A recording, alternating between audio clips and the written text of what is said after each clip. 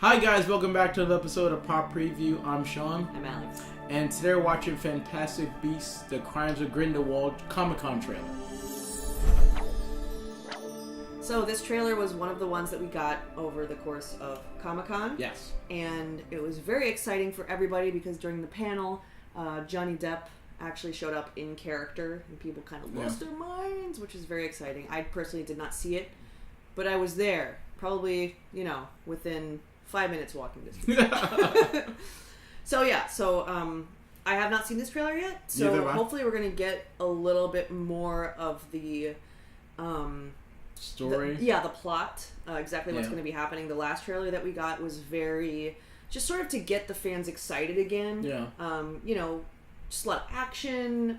We saw all of our old characters back again. We saw young Dumbledore, which is exciting. So Hogwarts. Yeah. Back to Hogwarts. So a little bit of course correction. Yeah, exactly. So So that was sort of what we got in the first trailer.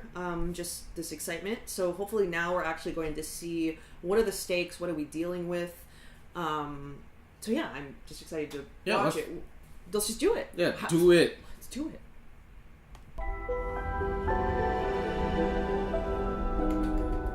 Again, they start with Hogwarts again. Yep. Some more course correction. I'm scared, Professor Dumbledore. Everyone is scared of something. Ridiculous! Newt, you're up next. That's an unusual one. What Mr. Scamander fears above everything else is... Having to work in an office, sir. Go ahead, Newt. Ridiculous!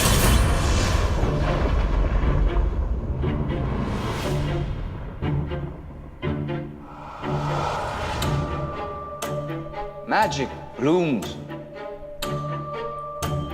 only in rare souls.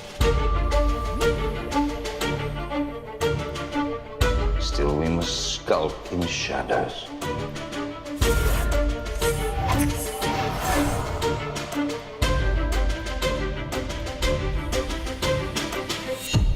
But the old ways serve us no longer.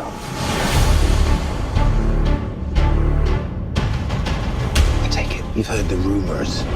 Grindelwald had a vision that he would rise to dominance over the wizarding world. So you're asking me to help hunt him down?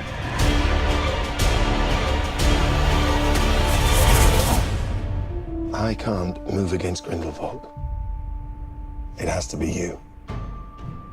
In your shoes, I'd probably refuse to. It's late. Good evening, Newt. Oh, come on.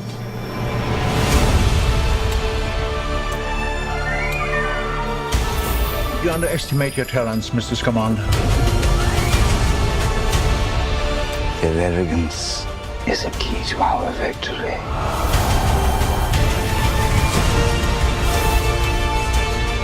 Muggles are not lesser.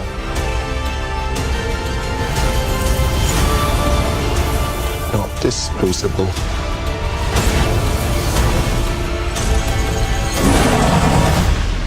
You're too good, Newt. You never met a monster you couldn't love. Credence!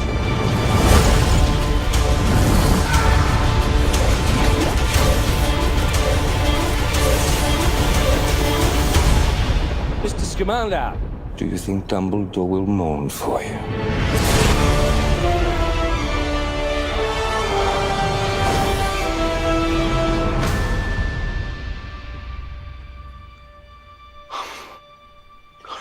Are you a ghost? No, I'm alive. But I'm an alchemist and therefore immortal. Oh. Nicola Flamel. Wow. Jacob Kowalski. Oh! You don't look a day over 375. Wow.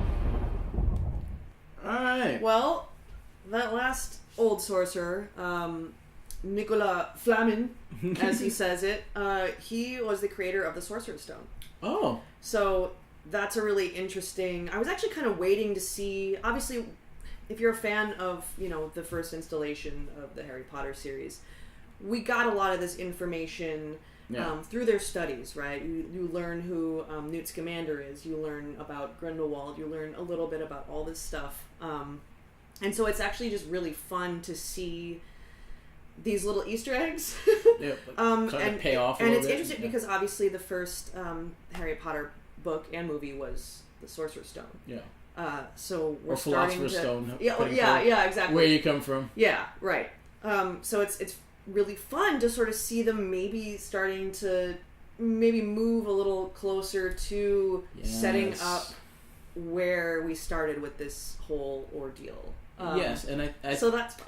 And as I said, course correction, because that's what I meant. We talked about when the first trailer came out for this new Fantastic Beasts movie. Because seeing the first Fantastic Beasts, I didn't feel it did a good enough job of tying the worlds together. Mm-hmm. Like, it takes place 70 years before Harry Potter was born. That which is already a stretch of time. Yeah. You know, that it's already a completely different, world, so to speak. It's just very different. Because you're introducing to a lot of new characters, and I get that.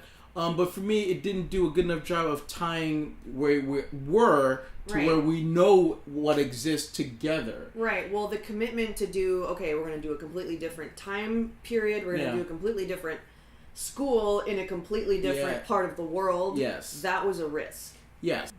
We'll see if they ever get to that. Especially, we can see how exactly Jude Law's take on Dumbledore is, how that's received. And maybe that might change WB and JK's mind about, hey, maybe we're ready to see a younger Dumbledore explored. So it may be not something in their plans now, but depending upon how this movie works out, it may be something that they may do down the road. Yeah, that's really true. Let's talk about Johnny Depp for a second. Yes. I do feel that he has been phoning things in for a few years now. I don't feel connected to him in the same way that I was maybe 10 years ago with the Pirates franchise, which, as you know, I love so much. Yes. First one's still only the best one. Obviously, the last few he didn't have a lot to work with, I feel, in the writing, but also I feel like he just kind of shows up, sort of acts a certain way, but there's not a lot of depth there. Johnny Depp. Pun intended. Johnny Depp. So I don't know. I mean, I think he's a good villain. I think he can be, yeah. But I don't want it. I'm worried that it's going to be one-dimensional, and I'm worried that it's going to be evil for the sake of evil, even though obviously it sounds like he has his own sort of mantra in terms of, who Muggles are and how we should treat them, and, they're nothing, they need to be obliterated. He obviously has a lot of ideas, but it just sounds like pure evil to me. And I'm hoping that Johnny can, if that's the way the script is written, then you can't change that. But hopefully he brings some sort of nuance to the performance. Because when I agree with you with Johnny, when he's playing a caricature type character, he kind of goes a little bit over the top, and or kind of mails it in, or does a combination of the two. Yeah. So as everybody was a little wary, like, ooh, Johnny, I don't know about him in this franchise, but I have faith that what we've seen so far in the trailer, he doesn't seem to be doing that over the topness, because that kind of would seem real out of place. So yeah, it doesn't seem over the top. It just seems from this. Yeah. Like, just kind of stilted. Like, kind of... I'll take that. One-dimensional. Just sort of like, okay, he's evil. He's the bad guy. I get it. I'll take that over the top. I don't want to see, like drunken Grindelwald with the weird accent and... Like, I don't like I think there's probably a happy medium where if you can bring some sort of character to the character, but also keep it... some depth to it. Johnny Depp? That was a pun intended. I know. We're just so say like we'll layers to the character. Yeah. So I'm still excited. So I can't wait so this movie's coming out in November. We might get one more trailer, you think, maybe, possibly, between now and then. But what do you guys think? Are you excited to see this one? Have you gotten all your spells ready to start casting it? Let us know what you think. Like, comment, subscribe. Big Harry Potter fans, are you interested in this one?